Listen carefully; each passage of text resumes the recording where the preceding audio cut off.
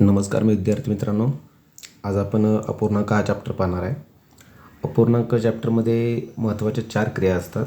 अपूर्णांकांची बेरीज, अपूर्णांकांची वजाबाकी, अपूर्णांकांचा गुणाकार आणि अपूर्णांकांचा भागाकार.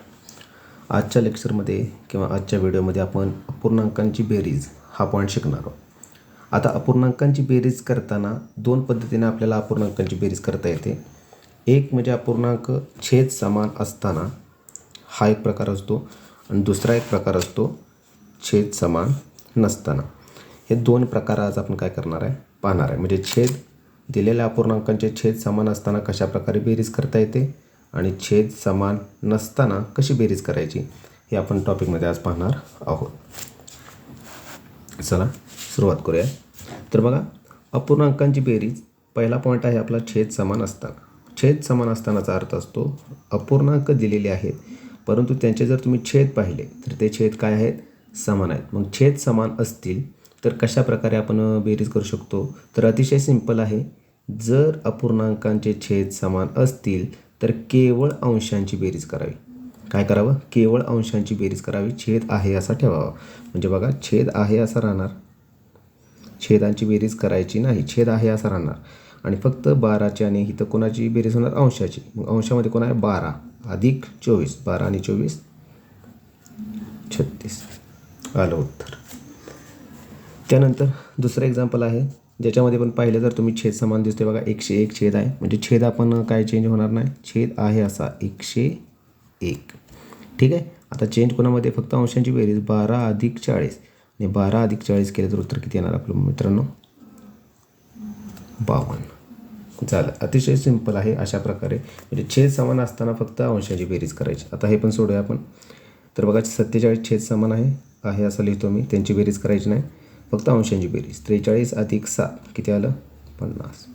झालं उत्तर. आणि शेवटचं बेरीज छेद समान असतानामध्ये छेद समान दिसतोय 65 आहे असं लिहून घ्या, काही चेंज करायचं नाही आणि फक्त अंशांची बेरीज 203 अधिक 17 आणि ह्यांची बेरीज येते 220. संपली. एवढं सिंपल आहे अपूर्णांकांची बेरीज. पण हे कधी, छेद समान असताना. ठीक आहे, छेद समान आहे. दुसरा आता ह्यातला नेक्स्ट पॉईंट येतो आपला छेद समान नसताना. पहा, छेद समान नसताना. आता जर तुम्ही ह्या अपूर्णांकामध्ये पाहिले तर ह्यांच्यामध्ये तुम्हाला छेद समान दिसणार नाही. याचा छेद 3 आहे, याचा छेद 7 आहे, या गणितामध्ये छेद 5 आहे, इथं 4 आहे, इथं खाली पाहिलं तर 6 आहे, 5 आहे, 3 आहे, 7 आहे. म्हणजे छेद काय दिसत आहेत तुम्हाला, वेगळे. आता फक्त छेद समान नसताना फक्त आपल्याला एक प्रोसिजर करायची आहे. सिंपल प्रोसिजर आहे, काय अवघड नाही. लक्ष दिलं तर तुम्हाला लगेच समजून जाईल. पहा, आता ह्यामध्ये काय करायचं, छेद समान असताना पहिल्यांदा आपल्याला छेद समान करायचं. पण छेद समान करण्यासाठी अतिशय सिंपल ट्रिक आहे. काय करायचं, फक्त 3 जणांचा गुणाकार करायचा आपल्याला. तर पहिल्यांदा कोणाचा गुणाकार करायचा, ह्या 4चा आणि ह्या 7चा. मी तो इथं करून घेतो, खाली लिहितो मी 4 गुणिले 7. ठीक आहे. त्यांच्या आपण काय करतोय, बेरीज, म्हणून त्यांच्यामध्ये चिन्ह दिलं बेरीज. त्यानंतर आपण कोणाचा गुणाकार करायचा, ह्या दोघांचा. कोण आहे मग ते, 3 गुणिले 5 लिहिलं.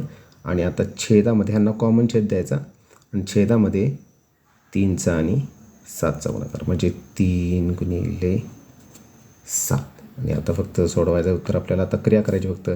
4 गुणिले 7 28 अधिक 3 गुणिले 5 15 छेद 3 गुणिले 7 21. आणि आता फक्त अंश सोडवा. 28 अधिक 15 किती येतं बघा, 8 आणि 5 13. चला आले 1, 2 आणि 1 3, 3 आणि 1 4. 43 छेद 21. झालं, हे तुमचं फायनल आन्सर. म्हणजे काय करायचं आहे, फक्त डबल एकदा सांगतो.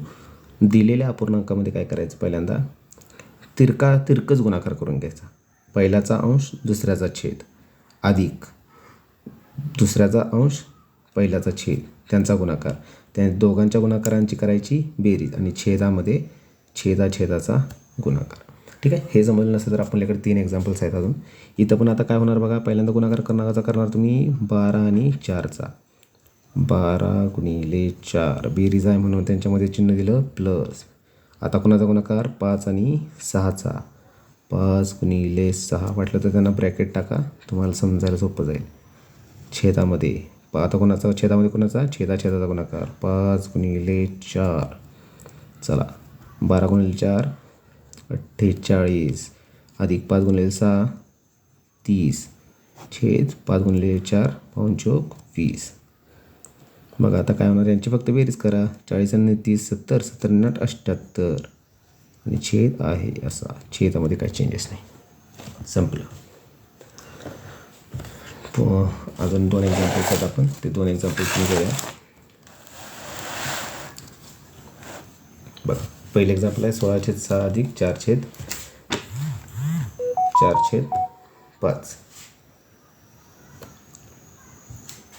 आता बघा इथं कोणाचा गुणाकार होणार 16 आणि 5चा पहिल्यांदा गुणाकार.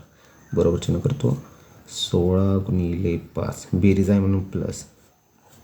आता कोणाचा गुणाकार 6 आणि 4चा किंवा 4 गुणिले 6. छेदामध्ये कोणाचा गुणाकार छेदाचा 6 गुणिले 5. सोडवा आता. 16 गुणिले 5 80 अधिक 4 गुणिले 6 24 छेद 6 गुणिले 5 30. आता बघा बेरीज करा 104 छेद 30. फक्त आपण बेरीज करायला शिकतोय. त्यानंतर शेवटचा एक्झाम्पल पाहूया. गुणाकार कोणाचा करणार पहिल्यांदा 2 आणि 7चा. 2 गुणिले 7 अधिक आहे म्हणून अधिक. दुसरा कंसात 5 गुणिले 3 छेद 3 गुणिले 7. तर गुणाकार करत जायचा आहे. 2 गुणिले 7 केले तर 14 येतं. अधिक 5 गुणिले 3 केलं तर 15 येतं. छेदामध्ये 3 गुणिले 7 21. आता करा बेरीज. 14 आणि 15 बेरीज येते 29 छेद 21. अशा प्रकारे आपण अपूर्णांकांची बेरीज करतो, छेद समान असताना आणि छेद समान नसताना. अशा प्रकारे मित्रांनो, तुम्ही जर या चॅनलवरती आपल्या नवीन असाल तर कृपया करून चॅनलला सबस्क्राईब करा. लेक्चर आपली व्हिडिओ आवडला असेल तर लाईक करा आणि मित्रांनासुद्धा शेअर करा. धन्यवाद.